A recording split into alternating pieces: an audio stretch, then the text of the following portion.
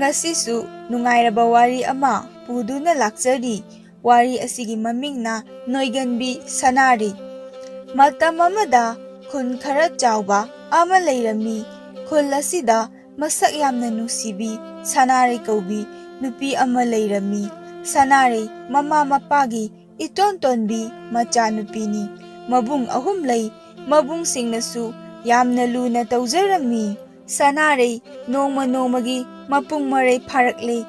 Leisabi macha pharaklaba phawba mama mapada nauthi saduna leijarami. Sanarei chaba yamna pamjarami. Aduna masa adu mayamdagi ka khara hena noirami. Nongmagi numitni Sanareigi mabung ahal poireidu yelama puduna changlakli. Mabung ahalna yen puduna changlakpadu uraga Sanarei harauna asumna haijari. Tacho yen thongdoira khoige. Poirei hoine thongdoribani maningda thonglasi singdo thagalamo tilau chanamgado phajana semuko. Sanarei hoi tacho asi haiduna imung changki. Mama ibem haldu imungdagi thorakli aduga poireido onsinduna asumna hairakli. Haurabra noigi yen chabise onthongna haina khidredako. Poirei ima maningdani thongduise karimta tawre awoiba pangangda ngangadana. Tanja aduda manau nupa atomba tonsna adu pukhridagi karakli. Bartin amada tharoi kharasu yauri. Madu ubada poireina tonsnada onsinduna asumna hairakli. Tharoi khuluriro nangbo. Tonsna pukhri mapandane napal yam karaga leirame. Khulakpani tachaw aduda. Poirei makha tarakli. Yense amukta semu thongge ai. Tonsna haurani aibu uradi pakhol ama haihaudradi hainadabaneba noi talli oiba. Poirei yare warem ngangdana leirnu chalo semdokluromta. Tonsna tanna tanna yendu semduna poireina thongduna machin manau harau harau chaminari. Nungthengi matamni Sanarei tumduna magi kada leirami. Mama ibehal changlaktuna Sanareibu haudokrali. Sana se hogalo kuina tunganu phattene. Nasa nungaiba haunade. Imane kaitheng phawda chalukhige. Horen ne mi paisa lawba lakani. Ngasai noi nachina nauna ne yen charubagi paisa ni lawba laktoise. Se sije piyuko. Mon makhada thanamlage. Sanarei yamna tanna khumlai. Kanano paisa lawba laktoisibo. Mama ibem hal makha tarakli. Awang lakaidagi mini ne hore nungthin changlake haire eye nang ta chawda se sida leire ko. Asi haiduna mama ibem hal thoki. Sanarei makha tana amuk tumsilli. Ngaihaki matungni mi ama mapalda kaurakpagi khonjen tarakli. Makholdu tabada Sanarei aping apai oina haugalakli. Sanarei magi kadagi senthorakli. Sumang aduda nupa ama leptuna leirami. Sanarei tingak nupa aduda yengduna hairakli. Kana hangbuno? Nupa aduna ka poire leitro ngasai lawgibani adugi paisa lawge tawbani. Sanarei o iman aingoda paisa do sinarame ngakta ngaibiramuko ai lawthoklukhige. Asi haiduna imungdagi mamana piramba sendu puthoktuna nupa aduda piri. Nupa adu paisa adu lawduna chatki. Sanarei sakhangdaba nupa adubu uraga mathamoida ihulama phawbugum tawri. Nupa aduna chatkhiba maikaibu yengduna leihori. Numidangi matamni Sanarei mama macha chak thongduna leiri. Mama ibem halna machada asumna hairakli. Chak lamlabroi chatombi. Sanarei lamdrida sum phambane. Ado ima ngasai ekhoigi yel lawriba imungdo adu kaidainu. Ibem hal karigino adu hanglido. Sanarei ngasai yendo haweba amuka chaningba. Ibem hal Hey, taning din he, nupi nagkagumna. Nang nga mane, hayeng wine, na yung gapamba kang laroy ko. Chabaga tumbaga, mayren pampakto nga rin he. Sanare. As, luhoy he. Ay bukayam noergi ma. Mama macha, wari sanari ngay. Mabung poire adu, chaksang da changlakli. Ima, chaklurabo. Ibemhal, karay chaklurage nangbo, ngasay dagiya. Poire. Hayengdagi tabak chapa mu haurasena khoi mudo laklakpa aduda asai phaw thindoklubane adudagi sum wari sana sanadana ayau thoklure sanare marak phat thattuna mabung poreida wa hanglakli tacho ngasai paisa lawba lakpa nupa do moigi yen kayam lehorige amta ka sakhijiba poireisu nokladuna khumlakli charaga loridana pamel nasu magi yen singdo yon thokningle haibani machinja kane thakpa ngamdre haihobani sanare pamel haise ngasagi paisa lawba lakpa nupa durata chaw poire sanare hayek moida chalu sirata chaw aduga yen phajaba ama khallaga thonglaga muka saseba ko poire khara leiraga sasida ngasai su chabada ngairi imana jairani sanare yendu janingbagi wa ngakta sunatte pamenbu uningba khangningbagini asumna nongmanini haujinkre sanare tawpham khangde pamengi wakhalda masa adu itaw tawduna lei karamba matamdano pamelga maga thengnagadaba asi khaktani mana khanjaribasi nongma sanare mamanabi singa lambi mapanda panba nobak hektuna leiringai talak aduda pameldu cycle ama thoduna lambida lakli sanare pamelbu ubada yamna haraujari pamelsu mangonda haipetang michina yenglamduna cycle adu thoduna adum chatki thaballai kaino sanare ngawrbo tumina momonga nokliduna kibu kiyemi se noba ani se payuse sanare ani sina okadro kharage hekise thaballai haikrusu le hauri ekhoida yarni kaino ibe manang samandra ne phajabana sakto oklabi malaktore la o chalase asumna thaballai gi yumdani moi mamanabi mari manga pulna phakta koina phamduna heisa na ba haiduna sem sari thoiding asuba beson u moro akangba thum punna toladuna nobab haikru chaminari laijana as moroksidi amukukpada mafam khangi duni hore numidangdi bartin pairaga chenbadi soiraroi sorojini hauna chari ngasida karaide bartin gi warino amta chakisise nganbi hoi hoi sorojinia soro singdana chai he asumna sanarei mataroi singa hauna haidu chaminari laija makha tarakli hayengdi ai awang lakaidanya phi thinba chaludoineba adom ta chatminaruse akhoi punna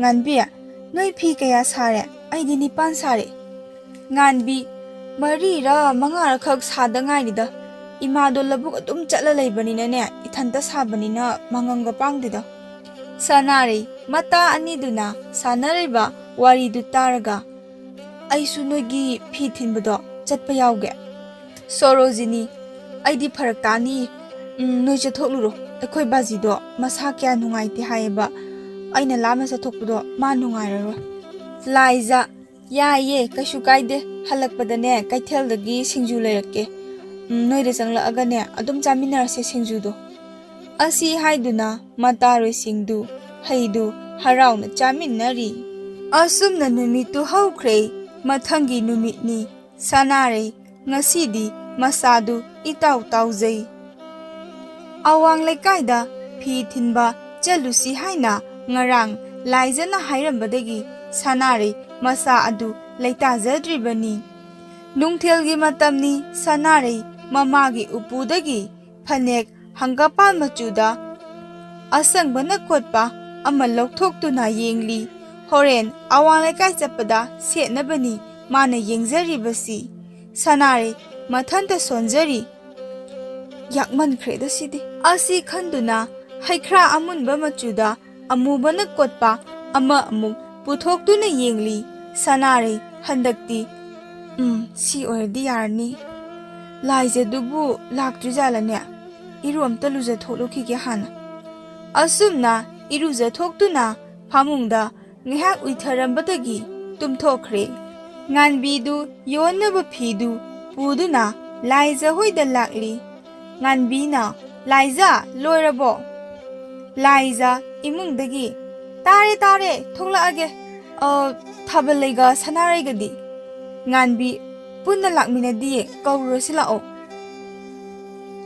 ꯑꯁꯨꯝꯅ ꯊꯥꯕꯜꯂꯩ ꯀꯧꯔꯨꯔꯕ ꯃꯇꯨꯡꯗ ꯁꯅꯥꯔꯩꯒꯤ ꯌꯨꯝꯗ ꯑꯃꯨꯛ ꯂꯥꯛꯂꯤ꯫ ꯂꯥꯏꯖꯅ "ꯁꯅꯥꯔꯩ, ꯁꯅꯥꯔꯩ, ꯇꯥꯗꯕꯖꯥꯠꯂꯣ ꯇꯧꯔꯤꯁꯤꯕꯣ?" ꯊꯥꯕꯜꯂꯩꯅ "ꯇꯨꯝꯂꯝꯅꯤꯌꯦ ꯃꯥꯒꯤ ꯍꯧꯅꯕꯤ, ꯃꯥꯏ ꯀꯥꯗ ꯆꯪꯁꯤ ꯂꯥꯛꯑꯣ." ꯁꯅꯥꯔꯩ ꯍꯥꯏꯕꯒ ꯇꯧꯕꯒ ꯇꯨꯝꯗꯨꯅ ꯂꯩꯔꯤꯉꯩ ꯉꯥꯟꯕꯤꯅ "ꯁꯅꯥꯔꯩ, ꯅꯪꯕꯨ ꯁꯤꯔꯕꯣ? ꯊꯦꯡꯂꯕꯅꯤ, ꯍꯧꯒꯠꯂꯣ." ꯁꯅꯥꯔꯩ ꯃꯃꯤꯠ ꯈꯪꯁꯤꯡ ꯁꯤꯡꯉꯤ꯫ "ꯍꯤꯡꯆꯥꯕꯤꯁꯤꯡꯁꯤꯗꯤ ꯈꯪꯍꯥꯏ ꯈꯪꯖꯤꯟ ꯇꯧꯏꯃꯤ. ꯑꯩꯗꯤ ꯉꯥꯏꯍꯥꯛ ꯎꯏꯔꯝꯕꯗꯒꯤ ꯁꯨꯝ ꯇꯨꯝꯊꯣꯛꯂꯨꯔꯦꯗꯅ. ꯉꯥꯛꯇꯪ ꯉꯥꯏꯌꯨꯀꯣ, ꯑꯩ ꯂꯣꯏꯁꯤꯜꯂꯛꯑꯒꯦ." ꯁꯅꯥꯔꯩ ꯍꯥꯊꯨ ꯍꯥꯊꯨ ꯂꯣꯏꯁꯤꯟꯗꯨꯅ ꯃꯈꯣꯏ ꯄꯨꯟꯅ ꯑꯋꯥꯡ ꯂꯩꯀꯥꯏꯗ ꯂꯥꯛꯂꯤ꯫ ꯃꯇꯥꯔꯣꯏꯁꯤꯡꯗꯨ ꯍꯔꯥꯎꯅ ꯅꯨꯡꯉꯥꯏ ꯅꯨꯡꯉꯥꯏꯕ ꯋꯥꯔꯤ ꯁꯥꯗꯨꯅ ꯂꯝꯕꯤꯗ ꯅꯣꯛ ꯅꯣꯛꯇꯨꯅ ꯆꯠꯂꯤ꯫ ꯇꯥꯟꯖꯥ ꯑꯗꯨꯗ ꯄꯥꯈꯪ ꯑꯉꯥꯎꯕ ꯈꯔꯁꯨ ꯂꯝꯕꯤ ꯅꯥꯀꯜꯗ ꯐꯝꯗꯨꯅ ꯋꯥꯔꯤ ꯁꯥꯟꯅꯗꯨꯅ ꯂꯩꯔꯝꯃꯤ꯫ ꯅꯨꯄꯤ ꯂꯩꯁꯥꯕꯤ ꯈꯔ ꯂꯝꯕꯤ ꯑꯗꯨꯗ ꯅꯣꯛ ꯅꯣꯛꯇꯨꯅ ꯂꯥꯛꯂꯤꯕꯗꯨ ꯎꯔꯒ ꯅꯨꯄꯥ ꯑꯃꯅ ꯑꯁꯨꯝꯅ ꯍꯥꯏꯔꯛꯂꯤ: "ꯍꯩ ꯏꯇꯥꯎ, ꯅꯨꯄꯤ ꯃꯁꯛ ꯐꯖꯕꯤ ꯃꯌꯥꯝ ꯂꯥꯛꯏꯍꯦ." ꯑꯃꯅ ꯑꯃꯨꯛ ꯐꯠ ꯈꯨꯝꯂꯛꯏ: "ꯍꯩꯁ, ꯂꯛꯅꯔꯁꯤꯌꯦ, ꯂꯥꯎꯍꯦ." ꯅꯨꯄꯤꯁꯤꯡꯗꯨꯁꯨ ꯌꯧꯁꯤꯜꯂꯛꯄꯗ ꯅꯨꯄꯥ ꯑꯃꯅ ꯑꯁꯨꯝꯅ ꯍꯥꯏꯔꯛꯂꯤ: "ꯏꯆꯦ ꯍꯥꯏꯒꯗ꯭ꯔꯥ ꯏꯆꯟ ꯍꯥꯏꯒꯗ꯭ꯔꯥ, ꯇꯥꯍꯧꯔꯦꯍꯦ ꯀꯩꯅꯣꯃ." ꯅꯨꯄꯥ ꯑꯃꯅ ꯑꯃꯨꯛ ꯃꯇꯦꯡ ꯄꯥꯡꯁꯤꯜꯂꯤ: "ꯅꯣꯛꯅꯕ ꯍꯣꯠꯅꯔꯤꯉꯩꯗ ꯇꯥꯍꯧꯔꯤꯕ ꯄꯣꯠꯁꯦ ꯀꯔꯤꯝꯇ ꯎꯕꯤꯕ ꯅꯠꯇꯦꯅꯦ." ꯅꯨꯄꯤꯁꯤꯡꯗꯨꯁꯨ ꯇꯨꯡ ꯑꯣꯟꯊꯣꯛꯇꯨꯅ ꯌꯦꯡꯂꯤ, ꯀꯔꯤ ꯇꯥꯍꯧꯔꯕꯅꯣ ꯈꯜꯂꯗꯨꯅ꯫ ꯅꯨꯄꯤꯁꯤꯡꯗꯨꯒꯤ ꯃꯇꯧꯗꯨ ꯎꯔꯒ ꯅꯨꯄꯥ ꯑꯃꯅ "ꯅꯃꯤꯗꯣ ꯇꯥꯍꯧꯔꯦ, ꯑꯗꯨ ꯈꯨꯜꯂꯒ ꯆꯠꯈꯣ ꯍꯥꯏꯕꯅꯤꯗ."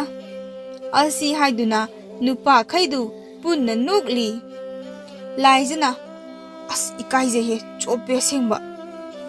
ꯂꯥꯛꯑꯣ, ꯆꯠꯁꯤ ꯂꯥꯛꯑꯣ, ꯀꯩꯝꯇ ꯈꯨꯝꯃꯨꯅꯨꯀꯣ."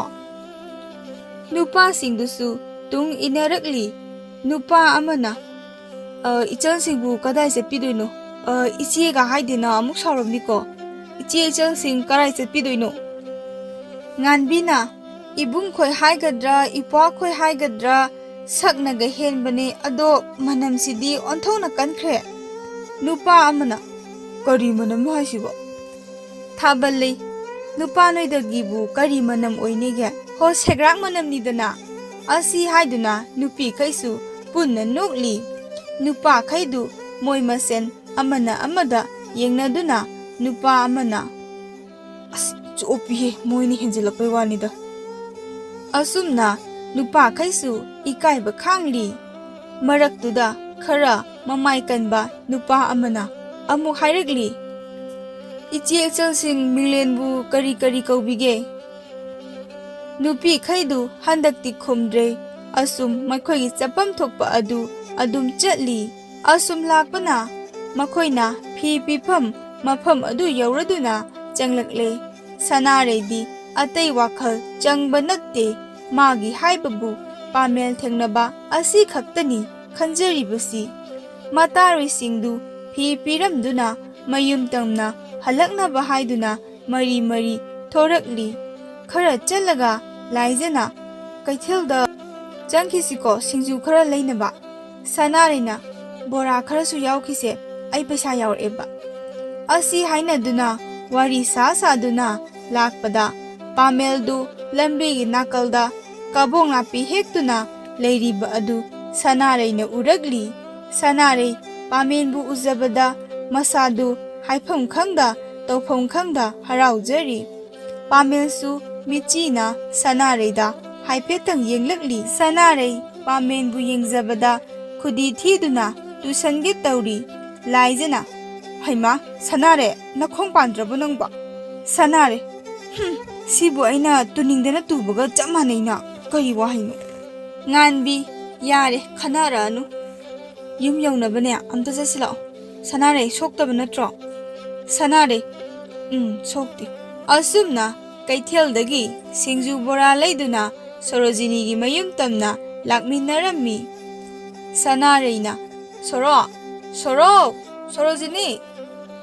Sorojini, taye changlao. Koirao laudrasu mapanda kok changlakpa kaidauge. Sanarei, chaka leitrabo charawan seba. Sorojini, adu hairakane se ai ngasaina khanglabani. Tundun manbina. Aina ne paknamsu thamabani lao. Asi haiduna pukham apakpa amada singju bora adu puthokladuna chak kharaga paknamduga punna chaminari. Numidangi matamni Sanareidu ngasai pamelna mangonda yanglagpa miengdu ningsingduna mathanta momon noksari. Somdana pamensu Sanareibu nungsiba uningba yengningba mathamoy aduda phawbugum tawjari. Pamengi wakhalda khalli muida kari haiga sangsiga maram leitana changbadi yaroini. Adui nupido mamaidi yam nungsiba. Ada mado tungda yengbadadi samu macha malini. Asi haiduna pameldu mathanta nokchari. Matam khara haukhre poirei yumgi dari mapanda famduna leiri. Manaw nupa yaima Khogelsu langphaidagi halakli. Poirei manaw nupa yaima Khogelbu ubada mamabu kaurakli. Ima, akhoi yaima se langphaide halae. Mama su taraduna, oh lae, isa yaima halae haiba. Ngaikho ko, imane maiga okpige. Asi haiduna Khogelbu mamana mai okthokpiduna imungda punna changminnarakli. Tonsanana Tiaima, horen numidangdi enchang ahawba ama chasiko. Poireina, akhoi Sanareina yenda hai lebani. Nahangi awang lakaidagi yendo adu amataga chabigisi ma harawnaba. Yendubudi ai laururage. Paisaduna yaimanangna puthoadana. Nungthingi matamni poirei Sanareida hairakli. Ibungi Sana, ngasidi yen chaseye. Nangi tayaimanane. Ado nahangi dugumba yelama charasiro. Sanarei harauna nahangi lobamdudagi laurudoira tacho.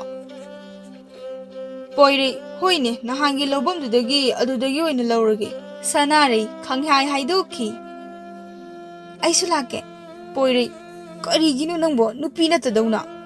Sanarei phajaba hawgadaba amta khangena tawbaniba.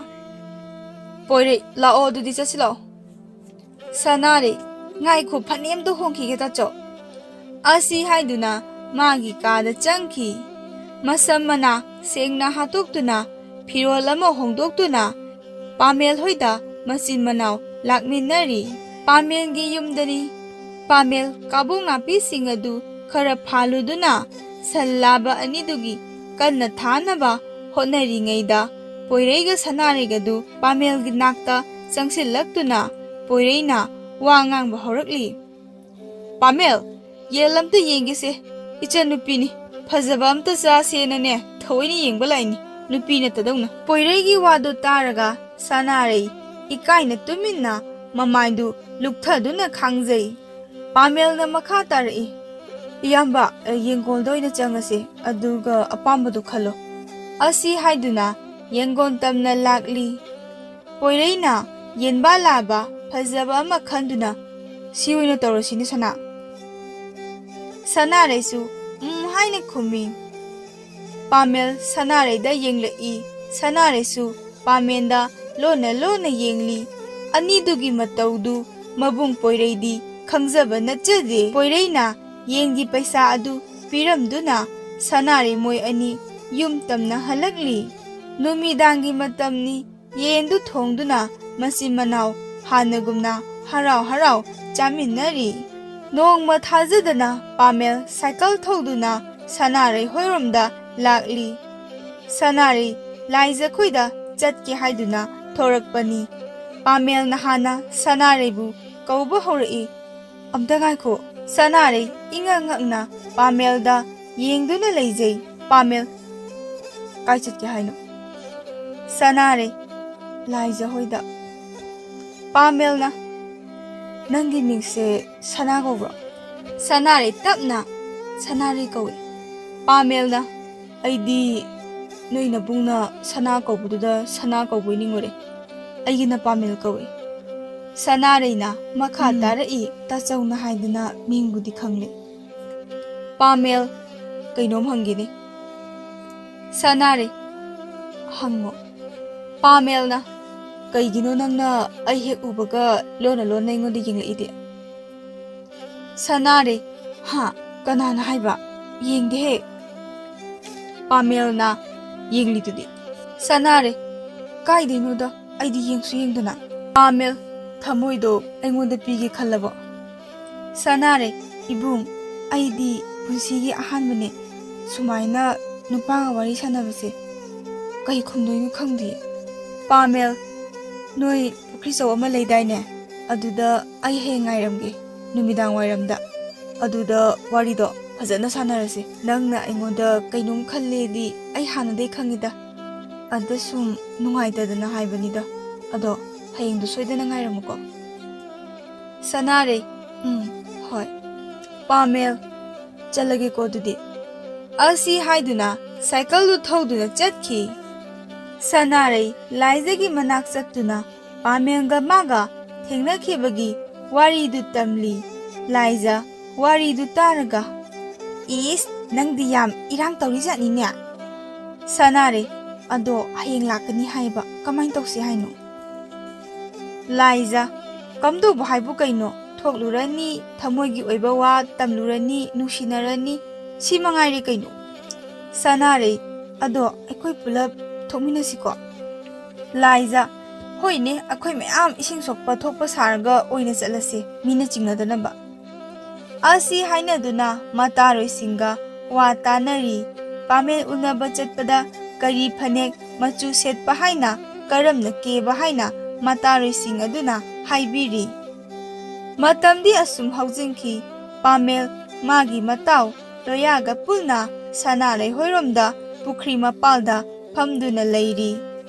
Sanarei gi yumdani Laija Sorojini Thabalei pulna ising sokludoini haiduna leikai pukri achauba tamna lakli. Thabalei ada nupa ani phamdana leisiro asi oirijalo. Sanarei mani yam pakhali yum changasira. Sorojini yam paktena nangdia ikai sanariro mawala aga is inoi heknoi khai ibema okla bi maladana ne pakhatpaga sariye. Lao nawase unaru lo yam hainade ko toksananu dumaina unadaw leirabasida ikai ga ikai adum sengna haira loire aduda yumda changasira kaina nawa unaba thoklaaga nangna yumda yam changningamani. Thabalei Sorojini nangi isaudo amukta tapthagose nupise mihul ama tawramani. Laija lai mangangi Sorojini nangsi asengba. Asumna nupa anidugi manak tamna mataroi singa punna changsilakli. Loya aya asidi nahano mathingnakiba charoi mami singdurine as totong tandawrida. Loya itaw nanga thamoi pinadoise karambano. Pamel adagi kuchu yang ngobi full asangma machu lepise asisini. Loya phat haidoki dundun malise. Pamel kaiba. Loya ha kai haikige aibo kaim haidi ai kai haikige nang lan taboramni ko ai kaim haidi. Asi haiduna Loya mareidu tingthokduna ikaiba khangli. Laijana ngaiba waramani. Pamel wadida. Loya thengnakhigum tawraba maliko. Laijana thengnakraba male khoisu. Thabalei mingbu ibungi Pamel budi khangjare Sanarei na haibadagi ado ibung amagi mingdi khangjadri. Loya kawi aigidi ado akhoi aswaida leirusira moi anise thambiramase. Asi haiduna Pamel ga Sanarei ga khaklei hauri. Pamel kayin sangsara. Sanarei Saugriga paknamga sai. Pamel akhoi miro lejadamina chakta pan khara ngansilaga aduga charaga lae. Sanarei yumda kanaga lege. Bajiga imaga di leitaba. Pamel imadi chahi manga muksure leikidaba. Akhoi bajiga aigadani. Baji su nonganbaga thabak subane chatpane chakhongi thabakse masu kya hainadabra kaino ichang-changde. Aina dani honariba. Aisu yenbu honagadra sanbu honagadra aduna chakta pan khara ngansan mairen khara mansan alu khara ngansan sumaina sum pangna sanaba lelida. Sanare o chakti nangna adum thongbri bung. Pamel aina adum thongi. Ado hayangwai khoida leiradi nang ensang makal thongba hairauko. Sanare hotnage. Pamel akhoi da leiraga nang yang wadu jalo. Sanare waruida ay adum ngamnaba hotnage. Pamel ado wadaw yamanba nasaga khara phare. Sanare ikai nungsi yane. Aise yam noibri bo. Pamel yam di noide kitang noibe wani. Ado phagisu phagini ensang mathe thongaga pijo ko hayangwa. Sanare Pamel gi wadu taraga nokchari. Pamel makha tarakli. Changlo aishu thenglani. Mironga leitabaga imungdo pungchai chai haurini. Sanare ibung phajana chaluko. Pamel Sanare da nungsina yengjaduna hoi haina khumlakli. Asumna Pamel su loyaga mayum tamna hankhare. Sanare su mataroi singa mayum tamna pulna halakminari. Ayuki matamni Sanare mamada hairakli. Ima chak to ai thongdok lage ngasidi. Mama ibem hal thajada asengbai recha tombi. Sanare hoiba kari ensang thonga haino. Mama ibem hal sebot ne thangjing ne yendem du ne irola se nga du mangauro. Ima ne phi amukta surukhige ko. Tanja aduda mapa chaurel su imungda changlakli. Icha tombi se selni thamjilu namadi karai chatkia. Sanare paba imadi phi suba jatkibane. Chaurel pare ipa ngayaktane potharuge ko wabana sulore. Asumna Sanare imungi thabak ingkhang suba hauraklammi. Imungi mamagi mateng pangduna maram mokpi ingtappi nupi oiduna leiba haurakli. Pamel udaba kuirena lakpani se yen thongbani ensangni thamjalo. Sanare nokpet tongna lawbi. Sanare ado tasawai ukini hayeng mathangdo labuglom chapagi lambi macha ama leibado aduda ngairamo nahangi matamduda ai changlage ko. Asi hayamduna phat changki. Pamel Sanare bu yengduna asumna sonjari. Chatlilena taurise samu machagu malini. Nushiba amadi yauri matause. Asi haiduna mathanta noksei. Asumna masu mayum hankirami. Sanare Pamel na pirakpa yen thongba adu mata Sorojini hoida uduna lakli. Sorojini karino mayum ama puraga laiduna. Sanare yene mana thila amini.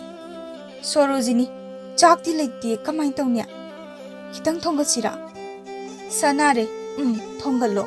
Asumna chak chaminarba matung Sanare mayumda halakli. Mama ibem halna karai chatlurage nangbo ngasaidagi ya. Sanare soro hoida chaluba. Mamana Sana ima wa haige nang kada leiramuko. Sanare gi kadani mama ibem hal changlaktuna wa hairakli. Sidagi dine mapanga yam thoklanu. Luhongbagi ne matam yausilakle. Napana ne nang luhong thokpirani haire. Ima sune haujiktani khangliba. Hek khangbaga ne nangonda haige na tawbani. Nangdi imungda su leiramde. Mido yam phamale. Napaga khangnaba mini hai. Napana ne nangbu ne mafam chaba amada thajaningi hai. Imagi sana nang yadaba yaroi. Sanare ingak ngangna kanaga lamdongdagi ne ye lawayam chaba mini hai paisa paikraba. Sanare saugalai ima karai de warino amta tainde charkhoso amta. noi chop chani ko ibem hal kari ni sidi na pana ne wa thok sani ko na ti nang bu kari gino nang na duk sauri du bo na pana ne nang yada yaro haibani ima gi sana nang yada yaro ko asumna sanare bu mama ibem hal na yana ba kanna themli sanare masadu tawpham khangjade pamen bu ningsing duna kapsari kari nungi hayeng mathang la o hai kibano haina khanjari ngasai lakli ngaida matung inazara masu haina khalakli chawren hai mama nachanupi do kari haire ibem hal ya de da nachanupi na chawren yana bathimu khudong sabase pakhek phangba natte mapanga thoon ganu ko wakhal lang phang khan kini nang na ne mabuk ning do o na bam to hono pamel ga sanare ga thengnasi haina kiba labuk mayagi lambi macha du dani sanare pamel bu ngai jeri neha ngai ba maltung pamel cycle thoduna lakli pamel kayam kuirage ngai ba sanare pamel da mapi ira sinduna yengjarakli mataudu ubada pamel wakhal ta de sanare da yengduna amuksu hanglai sana kaidoragi nangba sanare ibung aibu thamoi singna nusibra pamel pakhum pigathaba phawba pamuyi khudung siama yengba phawba pamujani nangsi sanare adudi ibani chelasi iman ai atopada luhonglani mapan tholanu hai ai phironga loi puraga lam pamel asengbairo kaino haisibo nungthin pobopsida kamai chendoinu nangba sanare karaidanu malotlase numita ba ngairase lao ibung asi haiduna khangching chingi pamel khongpham chahaudana tusilli ayo karino asnai he leithie kramale toise sanare sokpri ibung pamel leithie kramale hairaga sokprani khuningji washalakani nangasi sanare kamai tawni adudi asi khongba masa sida numita ba ngairase aduga numita ragane ibani chelase pamel adudi cycle se aswade inthuramo mi udanaba asumna numita ba ngaire pamel sana tabra chanaba tawslo sanare chanaba tawrase pamel as khongsi yadrini chatpa ngamdo mandri sidi sanare lao ai porage cycle se hayeng ata lobala asi pamel kaino hasibo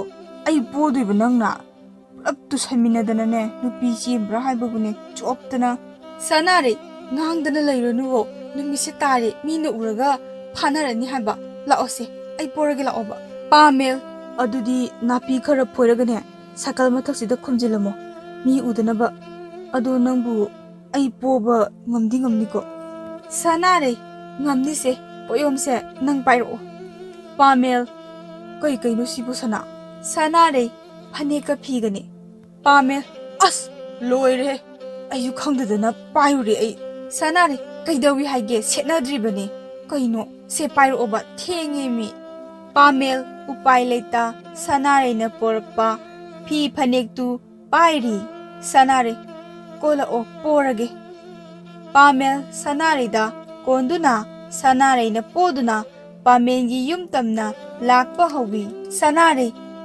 wari ibung ngaktang lepuse pamel aise yam lumbro sanare lumdeda sangna lakpagi wabani pamel waraswana yumbaw yawsilase mina uradi phajadeba sanare hoi kola odudi asumna pamengi yum yawrakle pamelgi mapalu khoidu chak thonggonaba kanna tawramli pamelna baji abda thoro lukhoi thorai masa thengna halaga tholo ni aibo pamel baji chak to namong nupi thongalo haige tobuni wahaidu tabada lukhoi masagi nakta phatla I lukhoi imo pura abo phare phare ikugi ibema changlo ulaw imungda pamel sanare da onsenduna baji da khoiramo sanare lukhoi da khoiramli lukhoi Yari yari khoiramdrasu. Hayeng waine tongan chasida hairakanu imosidi. Pamel kainu baji ngawrabu kainu chelakpa numisida. Lukhoi asingba wani ni hairibase. Hayeng khara lega tongan chathokadi ibadi kanaga leini. Nachinanaw ani shubasu natte. Nathantani ne hayauda yadadana haibani ne he. Pamel ado baji loyado amta kawiruso. Ai khongsu leithekre cycle do amta laholugi. Lukhoi hoi hoi kaururage. Ibema chak thongalamuko. Sanare hoi baji. Sanare chak thongnaba chaksang adomda changki. Loya su lakna. Ito kaidorage nangi ok miro biman bise chela abo. Pamel du loya da paina yenglaki. Loya kari sukhanda makha taragli. Nangi ok miro biman bise chingbada tushangrabo na khongsina.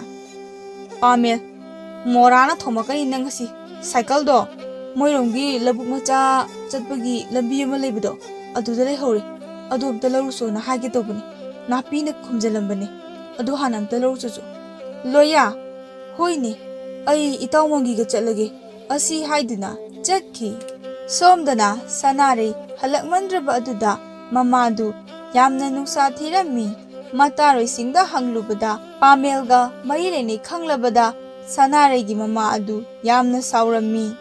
Chaurel sauna. Hai mama, nasa nupido yumsidane khongul amu hana tahalakanuko.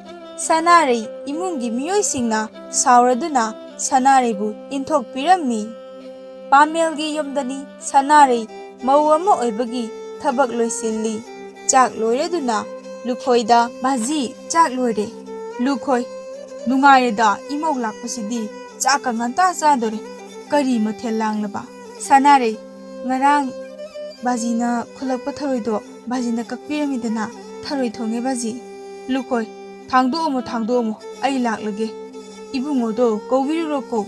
Sanare pamengi nakta changlaktuna chak loire haiduna pamengi manakta paudu tamlari.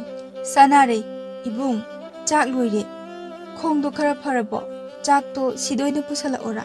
Pamel ai chaksangda changlage kashu tawdrida ngarangido chainakol oibajani asumna chak toklaba matung Sanare kada changlaktuna pothari. Pamel wabra nangbo samu macha. Sanare samu macha manbi ainani nangbune poraga poraido. Pamel saurabo nungsibai laknabibanida. Sanare saudida ado horendi kaithelda thokpirucho pochai khara leibiro imungi pochai amta leite. Pamel horen ai awatpasingdo leirurage nagidi kari leiroge. Sanare singjuga boraga leiro. Pamel sana nang singju bora se kayamdi chaba ngamni. Sanare mayam chaba ngamni. Pamel nofet tawna leirke. Asumna tha ani haukhre. Sanare matumgi matung inna mirole lukhoi masu uzarani khalubada yamna harauzarami. Sanare gi yumsu Sanare gi paudu taraga asawa kaya phathaduna machaningonbu laukhat pirami. Pamel amadi Sanare nungai yaifana pankhirami.